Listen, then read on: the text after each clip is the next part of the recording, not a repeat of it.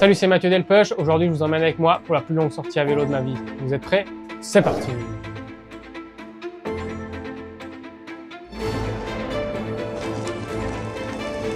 Et on fait une passe en ligne. Putain, il y a des bouchons.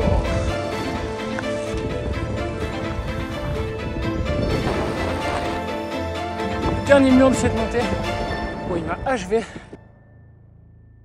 Donc réveil à 6 h du matin pour s'élancer sur une belle journée en intégralité sur la bicyclette. Je m'élance sur une boucle mythique puisqu'elle accueille chaque année une des plus grosses cyclosportives du monde, le Staller Rad Marathon.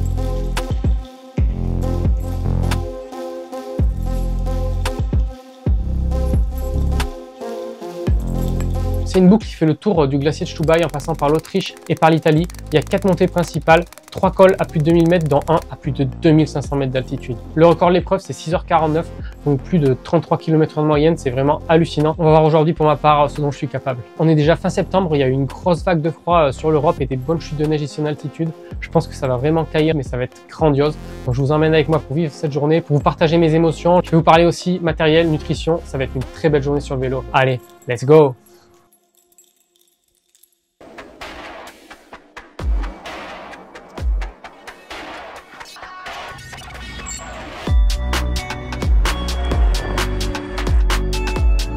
h 25, ça fait 1 h 35 que je suis parti et toujours pas vu un rayon de soleil au fond de cette vallée de Brenner. J'ai hâte que le soleil se lève et me réchauffe un petit peu parce que là, quand je suis parti d'Innsbruck, il faisait 5-6 degrés et là, ça fait que descendre. Là, le compteur il me dit 1 degré. En fait, je suis parti un petit peu avant 7 h aux premières lueurs parce que je pense que j'en ai pour entre 10 et 12 heures. Donc après 19 h, la luminosité commence à être vraiment basse ici. Donc là je suis dans la première montée qui part d'Innsbruck et qui permet de basculer vers l'Italie. C'est le col du Brenner. C'est une montée qui est assez ennuyeuse parce que il y a des longues lignes droites, des faux plats montants. Elle fait 40 kg pour 700 mètres de dénivelé. Et là je suis dans le dernier mur. C'est un petit peu plus raide à la fin avant de basculer au col. Et voilà, j'ai déjà froid aux orteils alors qu'on est en train de monter. Je pense qu'aujourd'hui ça va être épique. Allez, je finis la montée, je mets quelques couches et on bascule en Italie.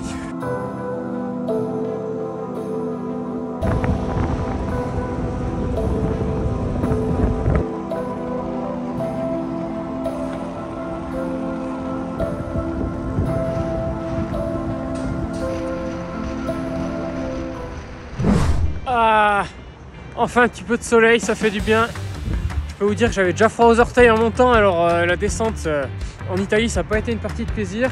Et là je suis au pied du deuxième col, mais malheureusement petit problème mécanique, donc je vais changer ça, je me réchauffe un petit peu et puis je vous prends dans la montée.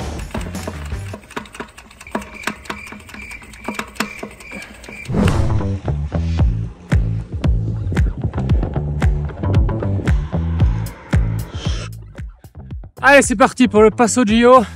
J'ai changé ma chambre à air, je me suis un petit peu réchauffé. En fait, ce qui s'est passé, c'est que je me suis fait doubler par un smirmorque et il y avait un gros trou. C'est sur le smirmorque, sur le trou, et j'ai pris le trou dans la route et j'ai crevé de la roue avant.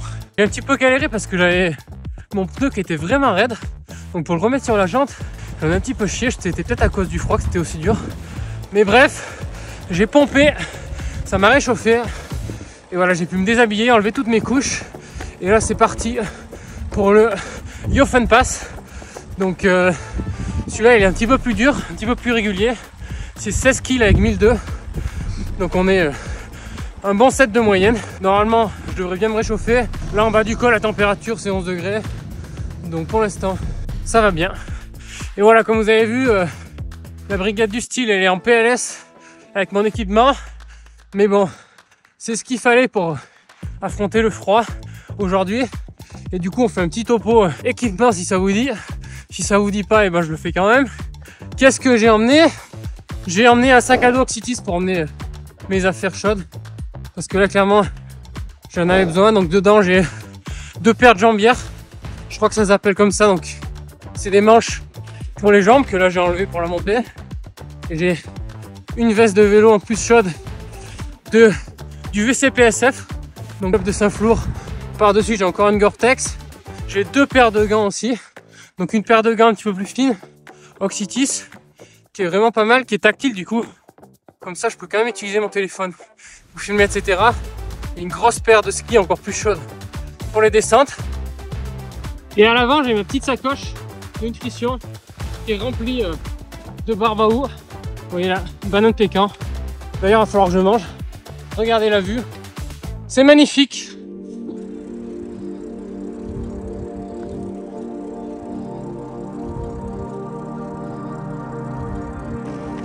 Ça, c'est grave, nous, c'est pas grave.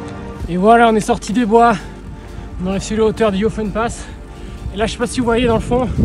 Probablement pas. Mais on voit dans les nuages les glaciers Stubai. Donc, c'est le glacier qu'on est en train de contourner aujourd'hui. Petit point culture pour vous. Je sais pas si vous saviez. Mais là, on est en Italie. Mais la langue officielle, c'est l'allemand. Donc, en Autriche aussi, vous savez ça, vous le saviez probablement, ça parle allemand.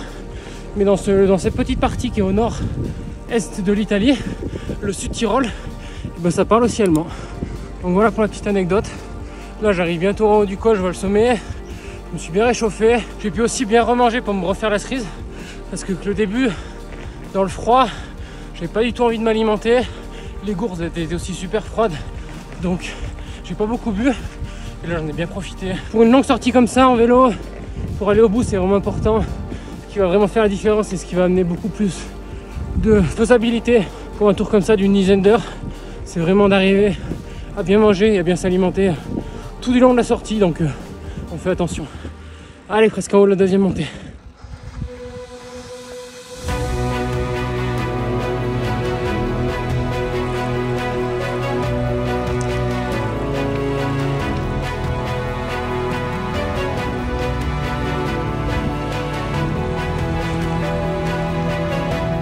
Le Ofenpass en ligne, 3h30, dans 2002 D+, c'est 70 bornes. Maintenant, on se rapide et on descend à Saint-Léonard.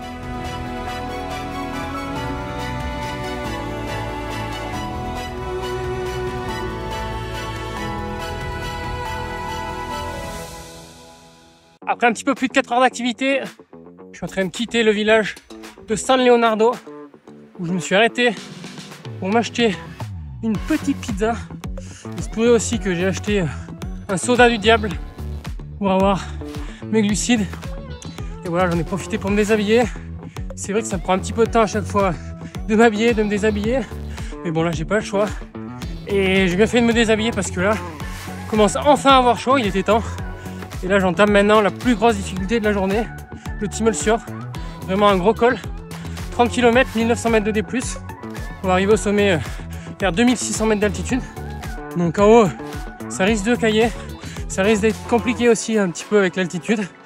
Là, je pense que j'en ai pour un petit peu plus de 2 heures de montée, donc ça va donner. En attendant, moi, je vais écouter un petit podcast. J'ai un petit podcast à vous recommander d'ailleurs, ça s'appelle Le Trail qu'on aime. C'est un nouveau podcast de trail. Franchement, c'est énorme. C'est un peu un talk show avec une bande d'experts. Il y a des athlètes, un entraîneur, un manager structure, un kiné. Donc vraiment des experts et des passionnés de la discipline. Si vous aimez le trail, et ben ils décortiquent un petit peu l'actu, ils analysent les résultats. Franchement, c'est trop bien ce podcast. Donc ouais, on a lancé ça avec les copains maintenant il y a quelques semaines. On est au 5e épisode, donc n'hésitez pas à aller découvrir ça sur toutes les plateformes d'écoute. Maintenant, c'est parti pour moi pour 2 heures de montée. Je pense que ça va être vraiment grandiose. Putain, il y a des bouchons.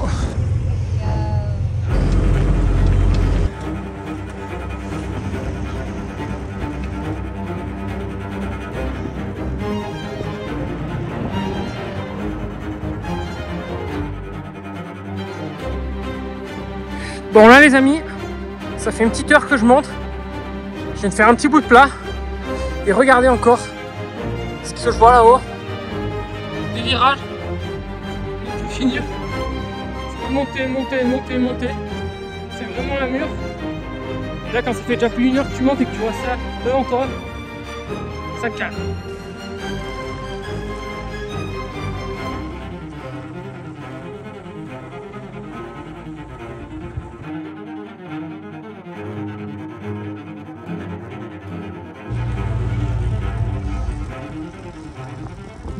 Ça y est, on est à 2000 mètres d'altitude. Ça commence à être plus si facile que ça. Mais là, le compteur vient de me rappeler qu'il reste encore 10 km de montée. Donc je me change un petit peu les idées. Je brave ma fatigue pour vous faire un petit topo sur le Coros du Raz. Donc le compteur de vélo de Coros. Allez! Le Coros du Raz, je pense que vous le savez, ce qui fait vraiment la différence, c'est le tiers de l'écran supérieur qui contient un panneau solaire pour recharger en roulant. Donc moi, la dernière fois que j'ai rechargé, c'était avant de faire le tour du Mont Blanc, où on a fait 15 heures de vélo en 2 jours. Et il faisait beau, c'était l'été. En 2 jours, on a perdu 2% de batterie. Donc voilà. Là, j'ai toujours pas rechargé depuis. Donc ça fait 2 mois. J'étais à 52% ce matin en partant. Il y a eu quand même une mise à jour du système. Là, je suis sur la bêta. Donc il y a encore des tout petits détails qui vont être améliorés avant la sortie publique. Et donc les nouveautés, un peu au niveau de cette mise à jour, je vais vous les montrer. J'espère qu'on va voir à l'écran. Donc d'abord, c'est l'amélioration du visionnage du profil. Là, vous voyez, je suis sur la montée numéro 6 sur 10. Et puis on peut, à l'aide des touches de l'écran tactile en haut, faire défiler les montées. Aussi, un nouveau petit plus, c'est une barre d'état. Donc si vous appuyez sur votre écran, vous voyez directement l'heure, la température, les accessoires qui sont connectés, le pourcentage de batterie du Dura. C'est juste pour avoir très rapidement, si vous avez besoin de l'heure et que vous êtes sur un écran où il y a d'autres data, vous pouvez cliquer. Vous avez des petites infos supplémentaires. Mais ce qui manquait selon moi, c'est la possibilité d'avoir 2 canaux de puissance. Je m'explique. En fait, moi j'ai 2 pédales capteurs de puissance, et ce qui permet de différencier la puissance droite et la puissance gauche, et ce qui vous permet en roulant d'avoir votre équilibre droite-gauche. Je pense que c'est assez intéressant de voir si on a plus de force dans une jambe que l'autre. Par exemple, un retour de blessure, pour être sûr de pas trop compenser et d'essayer de bien travailler pareil avec les 2 jambes. Ça peut être très intéressant. Donc, je vous montre l'écran que j'utilise le plus quand je roule. Premier, j'ai la puissance pour savoir un petit peu l'effort que je suis en train de produire. Là, j'ai mis l'équilibre. Donc, 3 secondes, jambe droite, jambe gauche. J'ai l'impression que je suis relativement équilibré, mais on verra un petit peu mieux à l'analyse. Ma cadence, ma vitesse actuelle, mon rythme cardiaque, en altitude. Vous voyez, là, je suis à 2090 mètres. Et puis le temps d'activité.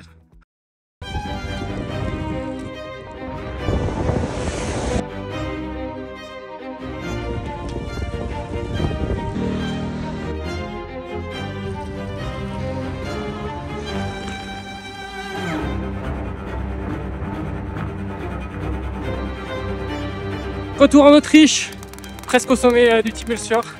Là, je suis à 2450 mètres d'altitude. C'est magnifique. Je pense que ces derniers jours, il n'a pas fait chaud. Regardez, il y a des petites cascades de glace. Je pense que de l'autre côté, du côté nord, ça va meuler. Je suis content d'avoir carapace avec mes affaires d'hiver.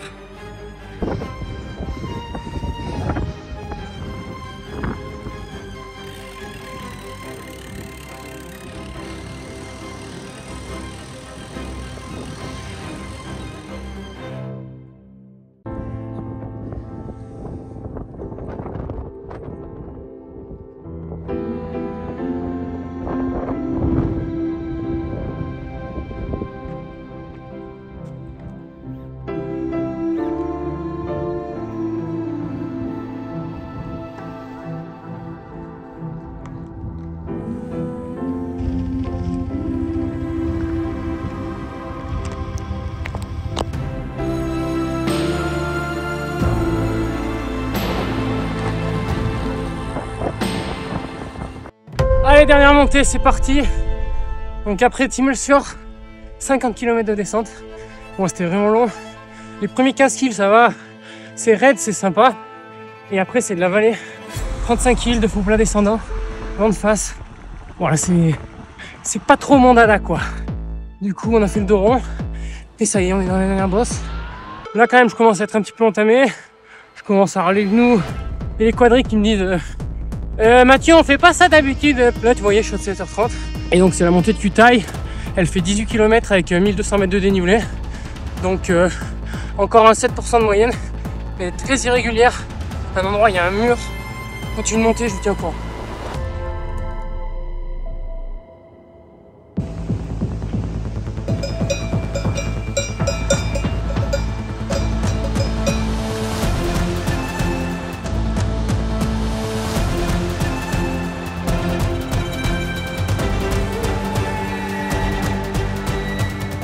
Bon, je viens de passer le mur, dernier mur de cette montée. Bon, il m'a achevé. Je suis en train de m'éteindre un petit feu là dans cette dernière montée. Je pensais le vélo, tant que tu manges, c'est facile. Mais en vrai, quand il y a du dénivelé, ça te pète les jambes, quoi. C'est dur le sport. Mais bref, je suis en train de m'éteindre. Comme mon téléphone, j'ai presque plus de batterie, donc je vais essayer de me dépêcher parce que j'ai encore 2 messages à vous dire. Le premier message, c'est que, aussi avec cette vidéo, faites un petit peu à l'arrache. Cet entraînement que j'ai décidé un petit peu hier, de me lancer sur un projet comme ça.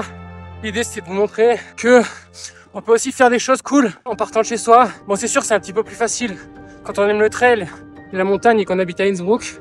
Mais voilà, j'avais envie de montrer un petit projet. Ça fait longtemps que j'avais cette boucle en tête. Et là, c'était le moment ou jamais avant que la vraie saison hivernale commence. Donc je me suis lancé là-dessus et puis je me suis dit, allez, je prends mon téléphone.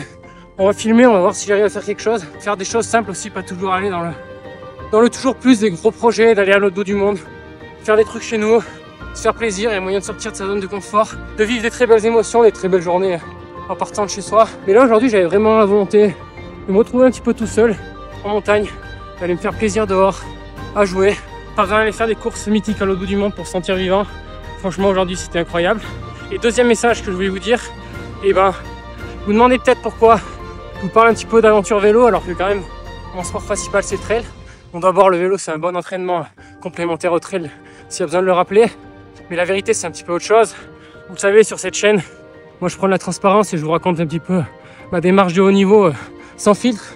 Et donc la vérité c'est que depuis la CCC je pensais bien enchaîner et sur les premiers footings ça allait. Mais en fait j'ai une petite gêne dans un pied. Avec les dernières années compliquées au niveau des blessures, devenu un petit peu peut-être hypochondriaque de la blessure. Donc j'ai une toute petite gêne dans un pied. En vrai je pense que c'est pas grand chose, mais je préfère attendre de savoir ce que c'est avant de charger. C'est pour ça que ces dernières semaines j'ai levé un petit peu le pied sur la course à pied et j'avais aussi besoin un peu déconnecter et d'aller me faire plaisir avec cette belle sortie. L'ultra c'est un sport avec des grosses contraintes sur le corps au niveau mécanique. Donc avant de recharger je préfère prendre mon temps. Je vous avoue j'avais en tête de finir la saison à Majorque dans la dernière manche UTMB. Mais bon, on verra si c'est possible. Je vous raconterai les résultats, les examens pour savoir ce que c'est dans ce pied. Donc abonnez-vous pour ne pas rater ça et j'espère vous emmener avec moi aussi à Majorque. Et si ça n'a pas lieu, et c'est pas grave. On attendra ma saison. J'ai quand même réussi à être présent sur la course de l'année, la coupe que je voulais être à la CCC. Donc c'est pas une saison incroyable, mais j'ai déjà fait ça. Maintenant il me reste encore 250 mètres de dénivelé. C'est dur. Allez, j'espère qu'on se revoit si j'ai encore un petit peu de batterie.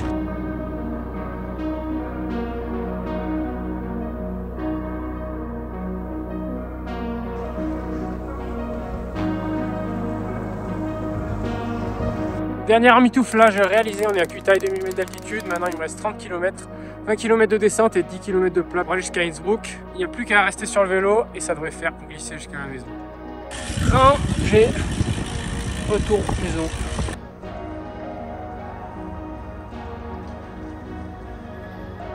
Comme promis, on fait un petit point batterie. Regardez, aujourd'hui j'ai consommé 13%, j'ai gagné 6%, donc j'ai perdu 7%, il me reste 45%. Puis si vous voulez voir toutes les autres datas plus en détail, je vous les mets à l'écran. Et puis moi je vous dis à très bientôt pour de nouvelles aventures. Allez, ciao ciao.